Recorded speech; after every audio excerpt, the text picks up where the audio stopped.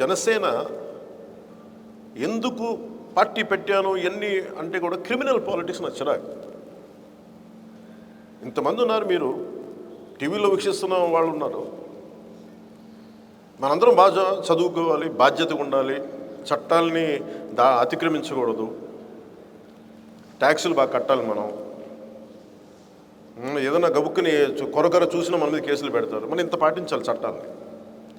చట్టాలు చేసే రాజకీయ నాయకులకి ఈ criminal policy makers, not all politicians but criminals who turned into policy makers, law makers,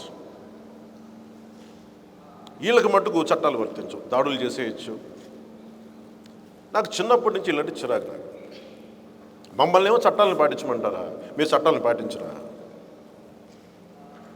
ఐపీఎస్లు చదివి ఐఏఎస్లు చదివి క్రిమినల్స్కి సలాం కొడుతుంటే దేశం ఈ స్థాయికి దిగజారిపోయింది. దీన్ని ఎక్కడో ఎదుర్కోవాలి.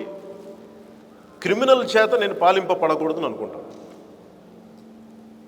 క్రిమినల్ చేత పాలింపబడకూడదు అనుకుంటాను. నా వంతు నేనేం చేస్తాను? To go against criminal politics. That was my intention. That's my aim of Janasena, to make sure politics నుంచి క్రిమినలైజేషన్ తీసేయాలన్నదే నాకు బలమైన ఆశయం.